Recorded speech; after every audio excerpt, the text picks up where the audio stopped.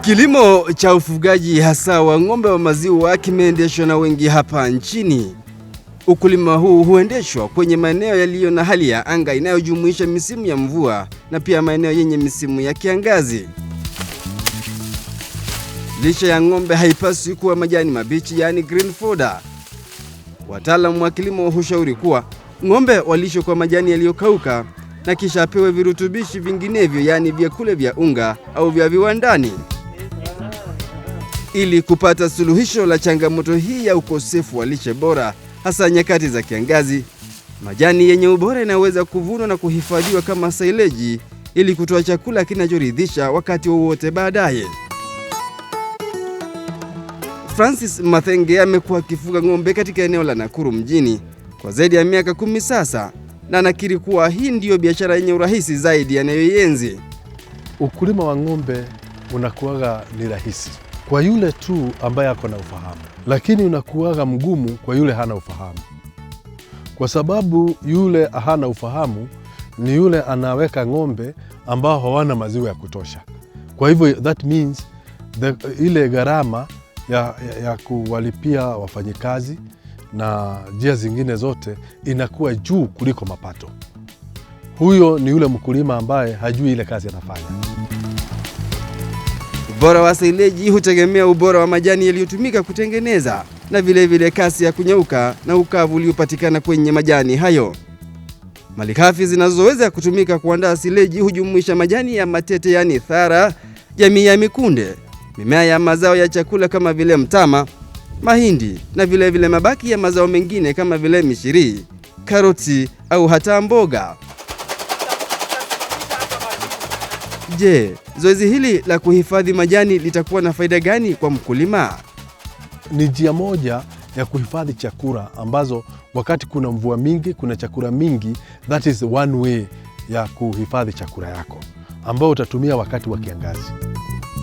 Peter Rukwaro ni kiongozi wa kikundi cha vijana waliojiunga pamoja na kupata mafunzo ya kutengeneza silage.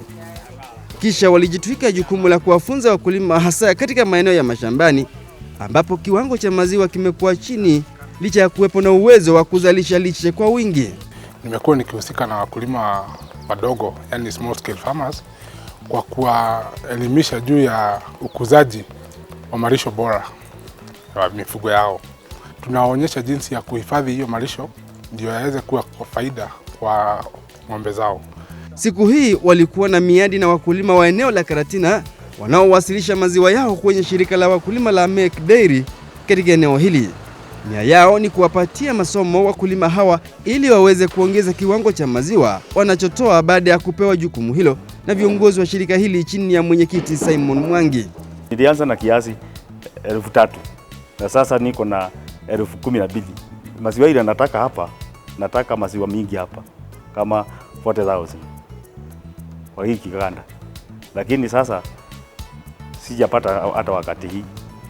Sasa nafikiri wakulima wakiendelea kusoma masomo hii tunaanza kufikisha hiyo kiwango.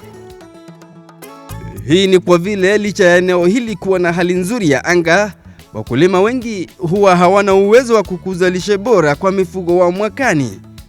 Wanakuwa na malisho mengi wakati wa mvua na kisha nyakati za jua mifugo yao inadhoofika.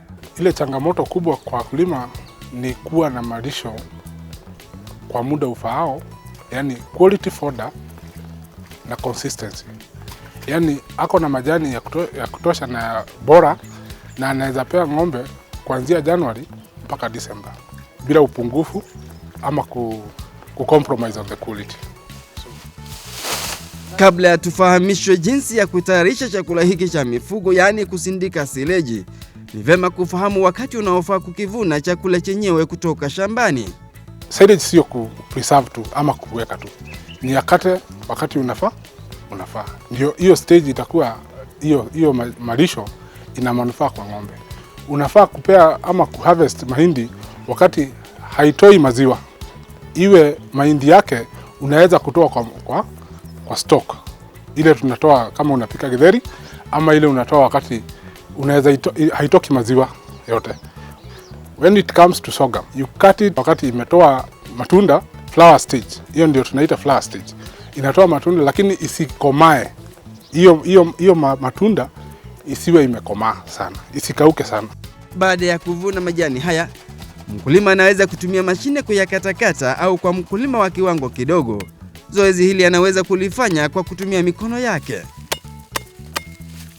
Kumbuka kuwa ni bora kuyaachilia majani haya yaweze kunyauka kidogo ili kupoteza kiasi kikubwa cha maji, hasa kwenye majani ya matete. Kuna maji mingi sana kwa Napier na wakati tunaweka Napier, we have to cut it na uiache kwa jua kwa siku 3 ndio iweze kuwither ama ikauke, hiyo maji yote ipotee kidogo. Hatutaki kuweka shimo ama uweke majani kama iko na maji mingi, sababu itafanya ioze. Zoezi hili la kukatakata majani lisirefushwe sana, kwa vile hapa ndipo virutubishi muhimu vinaweza kupotelea. Ni heri upate watu wa kukusaidia ili kutimiza hitaji hili. You may lose a lot of nutrients between chopping your fodder na ile wakati unaweka. So we try as much as possible. You increase your labor, ndio uweze kuweka majani kwa muda mfupi sana. Iwapo una ng'ombe mmoja au wawili, unaweza kutumia mbinu ya kuhifadhi sileji inayotumia mifuko ya kuegezwa. Ukienda kwa duka, uliza karatasi ya silage na iwe ni 1000 gauge. Hiyo ni ya kuweka kwa mfuko, ile tunasimamisha mahali. Lakini kama tunaweka chini, tunafunika na mchanga, you don't need the 1000 gauge. Unahitaji gauge ya between 750 and 500. Karatasi hiyo ni chepesi kidogo na bado bei yake ni chache kidogo.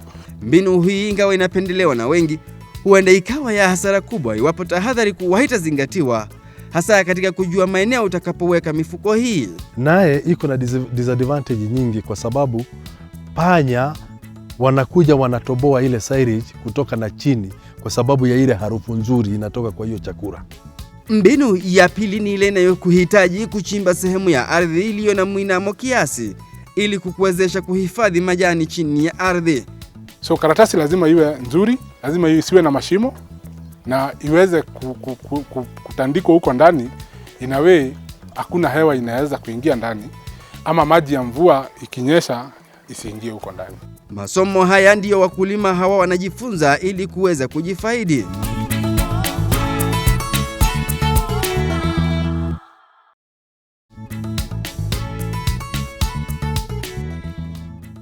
Wakati wa kuandaa sileji, baada ya majani kuwa tayari, bidhaa nyingine muhimu utakayohitaji ni sukari guru, yani molasses kwa kizungu. Hii itatumika kunyunyiziwa kwa majani yetu ili kuyaongezea sukari ambayo husaidia katika kuhifadhi lishe hii. Mwalimu Peter anatufahamisha kiwango cha sukari guru tunachopasa kuongeza kwa majani ya matete na pia majani ya mahindi. Tunataka kuongeza sukari kwa Napier. So Napier unaweka ratio ya 1:1. Kama umeweka kipimo moja ya molasses, unaweka kipimo moja ya maji. Kwa mahindi the ratio inabadilika, sababu mahindi ikiwa na ile mahindi yake, si mkoba peke yake, ikiwa na mahindi yake unaweza weka iko na sukari ya kutosha, but we still need to add molasses ndio tusi affect the energy quality ya hiyo mahindi. The ratio of maize should be 1:3. Baada ya kuhakikisha kuwa karatasi yako haina matundu yote, itandaze vizuri ili iweze kutoshea kwenye lile eneo ulilotenga kwa kuhifadhia malisho yako. Kwa vile karatasi zinazouzwa huwa na upana wa futi 8, utahitaji kutumia karatasi 2 kwa kutandaza vizuri, huku ukihakikisha kuwa unabakisha karatasi pembezoni mwa lile shimo lako. Urefu wa hifadhi hii utalingana na karatasi yako na pia kiasi cha majani unayotaka kuhifadhi. Kina cha mtaro huu vile kisizidi futi 3. Utayapanga au kuyaweka majani kwa kuanzia upande wa juu wenye karatasi iliyosalia, ukielekeza upande ambao karatasi ilianza kutandikwa. Baada ya kutandaza majani haya kwa kina kisichozidi inchi 6, hakikisha umemwagilia ule mkorogo wa sukari guru na kisha uyashindilie yale majani kabisa kabla ya kuongeza mengine. Ukileta majani, huleti majani yote wakati moja. Unaweka majani na layers. Unaweza weka kama layer ya kwanza, then unaweka molasses ama ile mixture ya maji na molasses, unanyunyuzia kwa hiyo majani, alafu yote ikienda layer ya 6 inches una compress either na kukanyaga, kuzungusha drum, ama watu wanatembea wengi, unashindilia mpaka unajua hewa ambayo ilikuwa ndani ya majani imetoka. Unapomwagilia ile sukari guru, hakikisha kuwa maeneo ya pembeni yameloa rojo hii vizuri, kwa vile haya ndiyo maeneo ambayo majani huanza kuozea. Funika majani yako kwa utaratibu kwa ile karatasi iliyosalia, na kisha uweze kurudisha mchanga ili majani haya yaweze kuanza hatua yake ya kujihifadhi. Je, mbinu hii inafahamika kuwa na changamoto yoyote? Ukiweka shimo kubwa na uko na ng'ombe 3 5, ile amount unatoa inahitajika utoe majani yote hapo, usiache majani mengine kama haijatolewa. Kwa hivyo ndio uweze kutoa the feeding program yako, iwe unaweza toa kiasi fulani na unamaliza hiyo area. Usiache majani mengine iko juu, sababu inaanza kuoza kabla kuja utoe kesho yake. Baada ya siku takriban 21, basi majani yako yatakuwa yamebadilisha mfumo wake na kuwa chakula bora kwa mifugo wako. Unaweza kuanza kukiandaa kwa mifugo wako, ingawa mbinu hii inajulikana kuhifadhi malisho kwa hali isiyoharibika kwa zaidi ya miaka 10. The minimum that you can give it is 21 days. Hiyo ni wiki 3. So kama uko na haja sana unaweza maliza 21 days. Na pia inaweza ikiwa ni mahindi inaweza kaa hata mwaka 1 hata miaka 2, even 10 years. Grace Muthoni ni mkulima mwingine wa kiwango kidogo anayejivunia masomo haya ya kutengeneza sileji. Licha ya kuwa yeye ameanza kilimo hiki miaka 2 iliyopita na ng'ombe 2, sasa anajivunia kundi kubwa la mifugo hawa. Saira umeweka silage uko sure. Ni kama sasa hiyo silage yenye nimeweka hapo, ninajua hiyo ni maziwa kiasi fulani ninaweka kwa hii mwaka. Juu hata kama ni kureduce itaenda chini kidogo, ama ng'ombe iko na kashida either ya milk fever, hiyo mastitis ama pneumonia. Sasa nakamua ng'ombe 6 ambao wananipea kilo 107. Baada ya vita vya kijamii vilivyoyakumba baadhi ya maeneo hapa nchini, alirejea humu nyumbani alikozaliwa na kuanza ufugaji wa ng'ombe. Anatufahamisha kuwa upungufu wa ardhi haukuwa pingamizi kwake, kwa vile alikuwa na maoni makuu ya biashara hii. Sio lazima ukue ati pahali unakata nyasi kwa shamba yako. Sana sana tunakoboa mashamba, tunalima mahindi, alafu ikifika time yenye inatoa maziwa ama ile inaitwa mutungo, ndio saa hiyo unakatia na unaweka. So mara mingi hatukuagi ati na hiyo stress ati unatafutia ng'ombe fresh, hapana. Sisi sana sana tunatumia silage. Hatua yake ya kwanza ilikuwa ni kutafuta mashamba ya kukodisha ambapo alikuwa anapanda majani ya mifugo wake. Hii ndiyo hatua inayojidhihirisha kama kizingiti kikuu kwa wakulima wengi. Kwa sasa Grace anatufahamisha kuwa mfuko huu aliohifadhi hapa wa sileji utaweza kuwashibisha mifugo wake kwa miezi 3 ijayo, huku kila ng'ombe akichangamkia kilo 40 za sileji kila siku. Ng'ombe sio gumu kuweka. Bona umeweka chakula ya kutoka miezi 6 kuendelea. Kama sasa hiyo silage yenye tumeweka ni ya mahindi, na saa hii ninatarajia kukata nepia yenye iko kwa shamba yangu, sasa tuweke kwa shimo ingine sasa ya kuanzia kitu Novemba hapo Disemba. Ni kutokana na juhudi kama hizi za mkulima huyu ambapo mwenyekiti wake anatoa wito kwa wakulima wengine kuikumbatia elimu hii ili kujiepusha na ukosefu wa chakula wakati wowote. Nafikiri wakulima wa kisasa, hata wakulima wale walikuwa wanalima ng'ombe wakati ile ya zamani, wakifanya sasa kama vile tumefunzwa, sasa wanapata faida sana. Sasa tunataka tuweke bidii sana, tuweke silage na tupate hii chakula ya protein na kwa machamba tupate faida zaidi.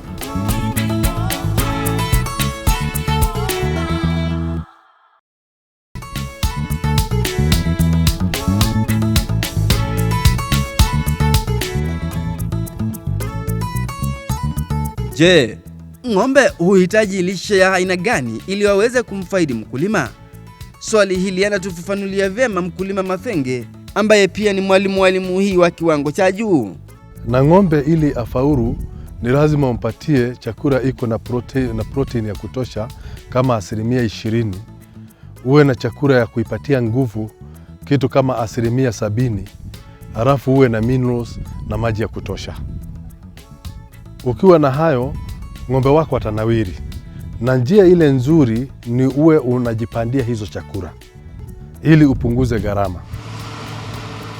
Mimi huwa ninatengeneza maize silage na sorghum silage. Hiyo ninatumia ikiwa upande wa energy. Rusan iko katika upande wa protein, na sana sana hata soya bean ninanunua, ambayo ninasiaga na mashini na inakuwa ninaiweka. Wakati nashanganya, ng'ombe wangu wanakuwa na kila kitu. Yeye baada ya kufahamu kuwa chakula hiki kina manufaa kwa wanyama wetu, alianza kukikuza kwa wingi kwa ajili ya mifugo wake na pia kwa ajili ya wakulima wengine kibiashara. Nilipanda hii mahindi kama 90 days ago, kwa sababu ile mahindi ninapanda inachukua 90 days, na saa hii imekomaa. Sasa ninatengeneza silage. Anakiri kuwa bado wanaendelea kupata faida kwa kutumia silage yake anayouza kwa bei ya shilingi 10 kwa kilo moja. Ingawa tumetaja kuwa majani ya matete ndiyo hutumiwa na wakulima wengi hapa nchini, Mathenga anatufahamisha kuwa iwapo wakulima wanaweza kugeukia mahindi kwa kulisha mifugo yao, hii italeta mabadiliko ya hali ya juu kwenye sekta hii ya ufugaji. Kwanza ningehimiza wakulima wakati wa msimu wa mvua wapande silage na watumie mbegu ya yellow maize. One advantage ya yellow maize, iko na sukari ya kutosha, ina resist kukiwa na kiangazi na inachukua muda kidogo. Kwa mfano hapa Nakuru inachukua 90 days. Na hiyo ni advantage kwa sababu kwa mwaka mzima utapanda mara 2. Kutokana na kiwango kikuu cha majani yanayopanda kila siku, yeye hutumia vifaa vya kisasa katika zoezi la kuvuna na pia kukatakata na kufunikia chakula hiki. Siku hii alikuwa akivuna mahindi kwenye shamba la ekari 80. Mbali na mahindi, wakulima pia wanashauriwa kugeukia mazao mengine yanayostahimili kiangazi na yaliyo na hali ya juu ya virutubishi bora kwa mifugo wetu. Kwa sababu weather inazidi kubadilika. Sorghum kama hii tuko nayo hapa nyuma, nayo ni nzuri sana kwa sababu ina resist. Kama hii ukiangalia ni wakati wa kiangazi saa hii, na hii sorghum ukiangalia iko green. Kwa hivyo nayo sorghum ni nzuri, wananchi wapande ili tuwe na maziwa throughout. Bidhaa hii yake imekuwa na wateja wengi ambao humwagiza kutoka pembe zote za taifa letu. Tangu kutengeneza na kufunika na mchanga huwa inachukua siku 21 inakuwa imeiva kabisa. Halafu kutoka hapo ninaitoa, ninafanya kitu inaitwa repack. I repack it once again. Ninaweka kwa tube, na hiyo tube inaingia ndani ya gunia kwa sababu ninatumia lori kusafirishia kwa customer. Inaweza kuwa pengine unahitaji silage na huko Mombasa, huko Nairobi, huko Nyanyuki, mimi ninakuletea hiyo silage. Baada ya juhudi hizi zote, nia ya wataalamu wetu ni wewe mkulima uweze kupunguza gharama ya matumizi ya kazi yako. Hii ni kusema utumie kiasi cha chini cha pesa, utoa kiasi cha juu cha mazao ili uweze kufaidika. Usiwe ati unafanya biashara ambayo haina faida. Ujaribu kufanya biashara ambayo ama ile kitu unakuza ama ile hata hiyo silage unaweka, uiweke kwa bei kidogo kabisa. Sababu ile kitu ya maana ni uweze kuproduce lita moja kwa pesa kidogo.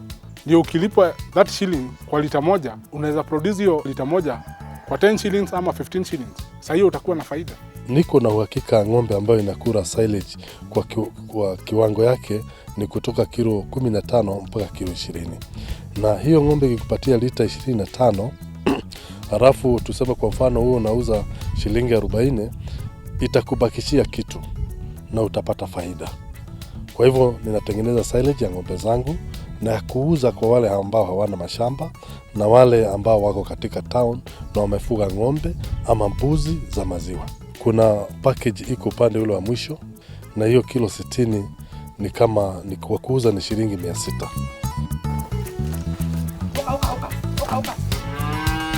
Lucy Macharia ni mkulima mwingine katika eneo la Githunguri ambaye vile ameweza kuboresha ufugaji wake kutokana na matumizi ya sileji kwa mifugo wake. Ingawa yeye yuko kwenye eneo lenye upungufu wa ardhi, ameweza kukodisha vijishamba vingine vidogo vidogo anapokuzia malisho ya mifugo wake. Ni kazi ambayo ameifanya kwa upendo mwingi yeye na mumewe. Lazima utafute majani pale utapanda majani. na hiyo unatafuta tu pesa. Kwa kusema ukweli, sasa kama hizi ng'ombe wakati ya majani, kama maziwa haijalipwa, lazima utafute na njia zingine pesa za kununua majani. Kama vile sasa umeona niko na spinach pale, tunauza, tunanunulia ng'ombe majani. Lakini spinach hapo huwezi ukasema nati unaweza ukapata majani hapo, haiwezi katosha majani ya ng'ombe. Kwanza ninakomboa mashamba ya wenyewe, lazima utafute pale pengine. Gharama hii ya kuwashibisha mifugo hutangulia kupatikana kwa aina ya ng'ombe watakao kuwezesha kupata kiwango cha maziwa cha kuendeleza biashara. Lucy anakiri kuwa isingekuwa ni shirika wake kwenye vikundi vya kina mama katika eneo hili, huenda angekuwa bado anao ng'ombe wawili pekee. Sasa ukitaka kununua ng'ombe ingine, unajiingiza kwa mama wa kikundi, unaenda kwa wao, unawaambia unataka pesa. Ndivyo tunajua vile tunafanya kwa Kenya Women. Sasa ndivyo tunajaza form, tunapewa pesa, alafu ndivyo unakuja kununua ile ng'ombe kwa kiwango ile unataka. Hata hivyo bado yuko na matarajio kuwa ataweza kufikisha kiwango cha juu kwenye ufugaji huu wake, na pia hachelei kutoa mwito kwa wakulima wengine wanaoanzisha kilimo kwa sasa, ambapo anawashauri kuwa safari ya mbali huanza na hatua moja. Mtu akitaka kufika pale juu, lazima uanzie pale chini. Ndivyo upande kidogo kidogo kidogo mpaka ufikie pale unaweza ukataka. Sasa kaa mimi ninaombanga ati nifikishe hapo juu, kaa hizi niko nazo pande nifikishe kaa 20, hata nikisikia niko na 25 naweza nikafurahia sana juu ya hizo mikopo ya kina wamama. Bila shaka ni mawaidha ambayo yana ushauri wenye busara, nasi hapa kwenye jukwaa la kilimo biashara tunamuunga mkono. Usikose kuwasiliana na meza yetu ya kilimo biashara kwa ushauri unaokufaa. Anwani yetu bado ni kilimo@mediamax.co.ke na ombi lako litashughulikiwa. Tutumia ujumbe mfupi vile kwa nambari yetu ya rafa 20001. Hadi juma lijalo, kumbuka kuwa safari ya mbali huanza na hatua moja.